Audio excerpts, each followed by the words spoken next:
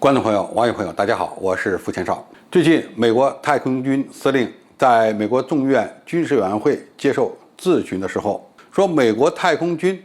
目前有什么样的武器装备来保证他们的军力？这名美国高官透露说呢，他们正在研发天基型的定向能武器系统。定向能武器系统到底是个什么样的装置？那很多媒体猜测呢，有可能是激光武器，因为目前美国陆军、海军、空军甚至海军陆战队都在积极的研发各种发射功率不一样的激光武器系统。那么美国太空军它要研发的定向能武器是激光武器吗？那么从定向能武器的概念或者定义来讲，它除了有激光武器以外，还有粒子式武器、电磁脉冲武器等等。那么这些呢，都属于定向能武器的范畴。激光武器呢，仅仅是其中一种。那么从目前的发展情况看，粒子式武器的研发项目并不很多，大部分都集中在激光武器和电磁脉冲武器方面。尤其是激光武器，目前正在逐渐的走向成熟。现在很多反无人机的防空系统已经开始配备低功率的激光武器。那么这些激光武器可以对几公里外的无人机实施相应的拦截，而且打击精度非常高。我们知道光速是每秒30万公里，基本上瞄着目标不需要提前亮，直接照射就行了。但是目前的激光武器系统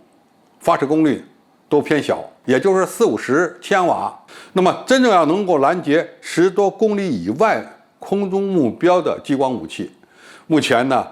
这个起码它的发射功率要达到150千瓦左右才有可能做到。那么你把它放在天上，如果射程只有10公里，恐怕还是不够的，因为要想拦截敌方的弹道导弹，10公里的拦截距离，发射能量都有欠缺。那么这样的天基激光武器的概念，其实呢，在几十年前里根总统当政的时候所提出的星球大战计划里 ，X 激光武器系统就是很重要的一个平台。当然，到现在为止，也没见美国人搞出了 X 激光武器系统，但是这个武器系统最终把苏联干趴下了。由于投资太高，军费根本就承受不起，再加上其他的原因，苏联呢被迫解体了。那么 X 激光武器系统为什么那么难研发呢？因为它的耗能是非常高的，按照美国当时的计划，起码要给它提供核动力才有可能让它连续的发射高功率的激光，来拦截敌方处于初段或者是中段的弹道导弹。那么天基型的激光武器系统，它的研发难度之所以很大，就是因为能源供应问题非常复杂。它不像装在军舰上或者是放在地面上的激光武器系统，我可以搞很庞大的发电设备，以及提供相应的化学燃料，能够保证它连续多次的对敌方空中目标进行拦截。那么还有一种定向能武器系统，就是电磁脉冲武器系统了。那么电磁脉冲武器系统也分2大类，一类是靠弹头爆炸、压缩这种方式呢，产生强的电磁脉冲，使敌方的弹载控制系统被烧毁，或者呢受到干扰，从而呢起到拦截的作用。那么如果是强的电磁脉冲武器系统，甚至呢可以直接烧毁敌方的导弹。这个应该说从目前的角度看，也是拦截距离比较短。它有点像雷达，只不过呢它比雷达的这个发射功率呢要更大，而且呢波速更集中。和激光武器系统相比，电磁脉冲武器系统它的拦截精度不需要这么高，虽然它基本上发射的波速也是差不多是光速，但是呢，它不是点攻击，而是面攻击。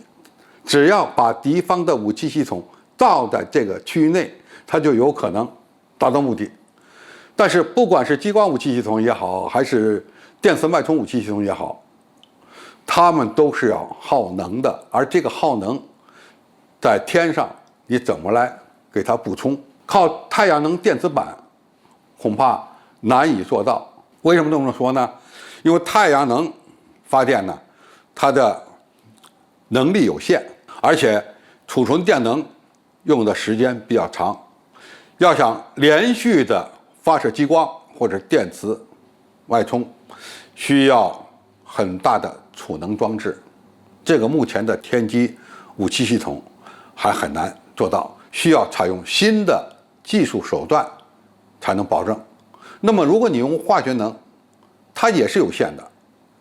发射完了你还要给它进行补充。怎么补充？一个是用其他的航天器靠近这样的武器平台，为它加注燃料，这个过程有一定的风险，而且相当复杂，恐怕到目前为止呢也不是非常现实。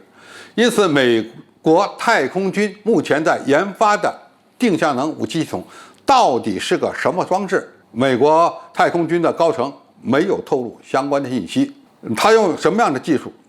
开发出这样新型的定向能武器装置，特别是天基的武器装置，这个恐怕还需要进一步的观察。但是不管怎么样，美国太空军现在已经迈出了第一步，他要把太空变成战场，这个是我们坚决反对的。如果在美国的牵头下，世界各国都在研发甚至部署自己的天基武器系统，那就把战场从地面、海面、空中延伸到了太空，这对世界和平的发展是非常不利的。因此，我们奉劝美国太空军悬崖勒马，终止把武器装备的发展延伸到太空，还太空一个和平的环境。好，今天介绍就到这里，谢谢大家收看。感兴趣的朋友，我们可以在下面的留言区留言交流讨论。我们下期再见。